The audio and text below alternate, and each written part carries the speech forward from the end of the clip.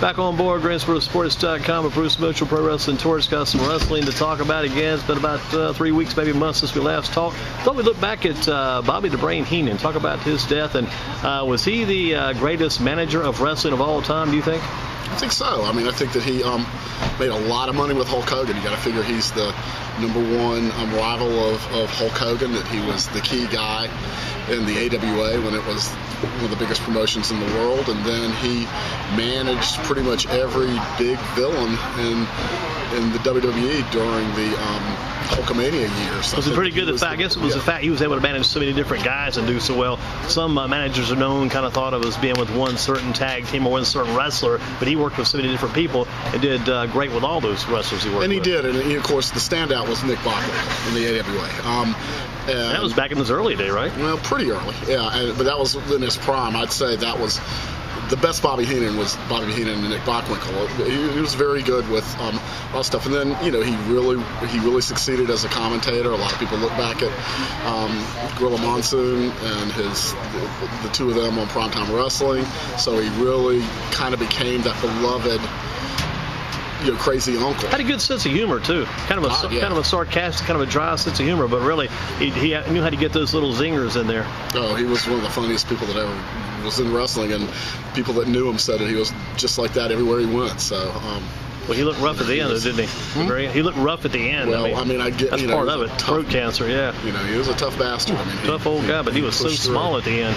Yeah, it was cancer sucks. You think about it, he's probably the greatest manager of all. Who are some other guys in that top 10? Other names that come into mind quickly for you. I know you got Bobby Davis, Jim Cornette, Jimmy Hart, in Memphis. But yeah. Saul Weingeroff in the Von Brauners in Florida. That was pretty. People talked a lot about how good those guys were. You got to talk about Gary Hart. Gary Hart. Oh yeah, he was setting up the Von Erichs. Gary Hart. And Gary Hart being the key heel for Dusty Rhodes' rise to being the American Dream. So I'll tell you, J.J. Dillon wasn't bad either. Yeah, J.J. Dillon was very good. Yeah. And you even had guys like Paul Heyman back in his younger day, not too bad. Yeah, I mean, I don't count Paul Heyman as a great talker, but I don't count him as one of the great managers just because he didn't have the tenure and he didn't have the success. He kept changing roles and moving up, didn't he? Or moving around. Yeah. Maybe not up, but moving around. Yeah. But again, so you got Bobby the Brain Heenan #1. So who's the next? Who's #2 behind him, you think? The Brain Heenan, I'd go with, I'd go with Gary Hart. Big gap between 1 and 2 then. Yeah, I'd go with Gary Hart. I think I would. Gary Hart and Jimmy Hart probably in the top 5 as well? In the top 5. I'd have Captain Lou Albano in there somewhere? Cornette. You know what? Excuse me. Let me go with Captain Lou Albano #2. Albano? I knew I was missing somebody. Long day. Albano was the key heel in Bruno Sammartino's run. He was the guy he was the manager that people would pay money to see in a match. And if he was managing somebody, it usually meant that person was immediately over, and he was the most hated figure, the most hated villain in the Bruno Sammartino era of the WWF. So I'd just go, Captain Lou Albano, and also great talker, horrible wrestler, but great talker. And the Wizard, I guess he was in there somewhere too. Probably, yeah, the Wiz was, between the Sheik and Abdullah Farouk, which is basically the same thing. What about the Scalin guy? Yeah, I mean, I'd put him at #2 if everybody else is tied for #1. That was, he helped get Bob Backlund over just because, he was the friend and manager of Bruno Sammartino, but that was basically, giving some credit to an office guy. What about female managers, guys? What about Sherry Martel? She did a very good job. She was good. Worked with some different tag teams and did well with different groups, too. Well, she did very well with Randy Savage and Shawn Michaels. Didn't do too bad with the Harlem Heat. Helped those guys quite a bit back in the early days. Yeah. She's in the mix. One we're leaving out. Are we leaving others out, in your opinion? Anybody we're leaving out? Because I've got one I want to mention. Fatback and Good job, Coach. You're going to say, maybe it's not the same exact. I'm going, what about the House of Truth? How about Truth Martini? I thought he did a great job, and his career kind of changed. Yeah. I like Truth Martini, Ring of Honor. Yeah. I thought he could have gone to the WWE because he had the ability to talk. He's a former wrestler. He could get in the ring and mix it up with the wrestlers. Yeah. Did a great job with the Unbreakable Michael Elgin. Did a very good job with Jay Lethal, those guys back. Had the Book of Truth, the House of Truth, and didn't run as long as I thought it would. Yeah, I mean, for current days, one of the better we've seen lately. It's just hard right now to put that. the great managers, to me, you got to associate it with great piles of money, and I'm not sure you can do that with Truth Martini. And it's a big part of it is time and place. Yeah, and going back to James J. Dillon, he probably had one of the best ever stables, you'd have to think, the guys he worked with. He didn't work with anybody, but he worked with Tully Blanche a little bit by himself. Did he individually manage Tully some? He worked with the Spoiler. He worked with he worked with the Mongolian Stomper. He had a lot of guys.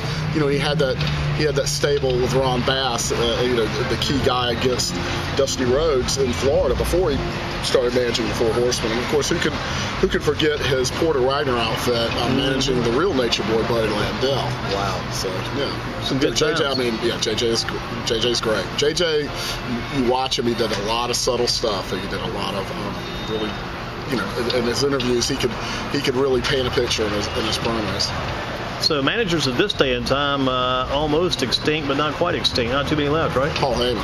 Yeah, but the advocate. I guess it cracks me up when people go, "Well, he's not really a manager; he's an advocate." So, right. Yeah. He just changed the word. It's the same thing. I mean, he's out there talking up his guy. I guess mouthpiece, right? He's out there talking up his guy. I mean, that's what the manager does. So. What about? I thought of one today. I hadn't even thought of before I was going to connect with you here and talk about the managers. But George Cannon. I remember George Cannon back then. He little different, the IWA days. You're the only person that ever said little in George Cannon. But he George Crybaby Cannon. Crybaby Cannon, exactly. He could cry on cue, and that could get him some heat. Just a big fat guy, and then he'd start crying. Of course, but you say in Burlington these days, down in the way there is Brad Stutz. He's the main man, right? Well, Brad Stutz is the play-by-play guy and the commissioner and the creative there. But you have to talk about Coach Gemini. I mean, Coach Gemini. I can't believe you missed this, but Coach Gemini, he wasn't even there, and his guy buried Snooty Fox in Chapel Hill under a Duke flag. Under a Duke flag in Chapel Hill, guys, head to toe. Snooty Fox, my friend Snooty Fox, head to toe in Carolina gear, a Chapel Hill native, and Eric Royal and Jerry Carey put him under. Not only do they beat him, and there's some talk about brass knuckles, but not only do they beat him, but they bury him under the Duke flag. Now, did I enjoy that? Yeah, I enjoyed that. That was nice to see. Read about a wrestler on your website that you work with. I could say your website, but better say the website that you work with, pwtorch.com. How's it going, my man? Doing good. You in the wrong Sheetz tonight. You switched over. Yep. That's right. Had to pop in. Good to see you.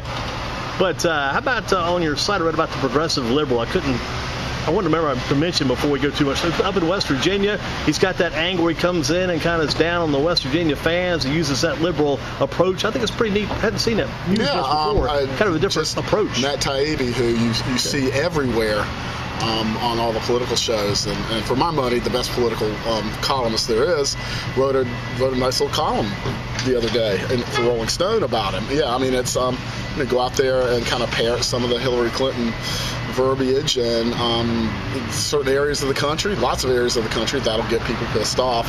I'll say that I don't know how much money he's made doing that, but I imagine he's gotten more bookings. I don't know how much it's drawing, but I'm sure he's gotten more bookings. He's certainly gotten a lot of publicity out of it. He's been on CBS Evening News. He's got to figure out what pushes people's buttons and who back in the day, they want to see people get beat up. I mean, that's how you do it. Back in the day, you want to get on the cover of the Rolling Stone or the cover of Liberty City News. They want to get on the front page of the pwtorch.com website. He made it close to that anyway. That's pretty good. Yes, he did. And I got to have a little back and forth with Mr. Taibbi on Twitter, which was I have all his books, so that was pretty cool. That was all right. Well, let's take a break. Come back with Bruce and get into our next topic here at GreensboroSports.com. Bruce, wait a minute, just for a second. Let's take a break here. Oh, go ahead. Can I do the plug? Certainly. Well, Saturday, the CWF Rumble. Trevor Lee defends the CWF Mid-Atlantic Championship that he's held for a record-breaking over 400 days, and one of the best wrestlers, for my money, in the world. The CWF FanCom on Friday night and Saturday.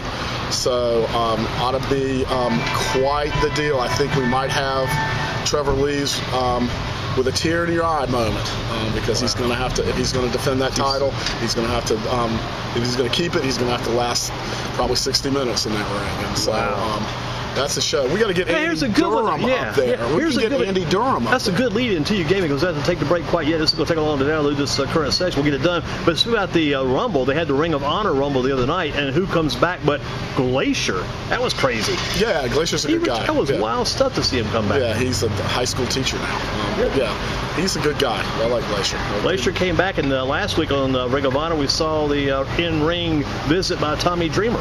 Yes, which was pretty interesting to see that in Ring of Honor. But Tommy Dreamer has the House of Hardcore, and so reaching out, there's a lot of people making a lot of back and forth connections, including walking out like Neville did on WWE, I guess. And you will make your appearance this Saturday in Gibsonville. In Gibsonville. I'll probably make it Friday night, too. There's going to be people traveling from all over the country, and so it ought to have that's a good thing. Ought to have a pretty good time. Where's the Friday night event going to be at again? At the CWF Sportatorium. At the arena. So, okay, gotcha. Yeah, it's just. I know Bill Mercer showed up there a few years ago one night. He did. That was really cool to see him there. He lives in Durham now. Yeah, he made the trip to Durham. Not too bad to be around the medical facilities here. If you're getting a little bit older and need some help, he's definitely getting that. And we'll take a little break and get some help ourselves right back after this at GreensboroSports.com and Greensboro Sports Radio with Bruce Mitchell, PWTorch.com.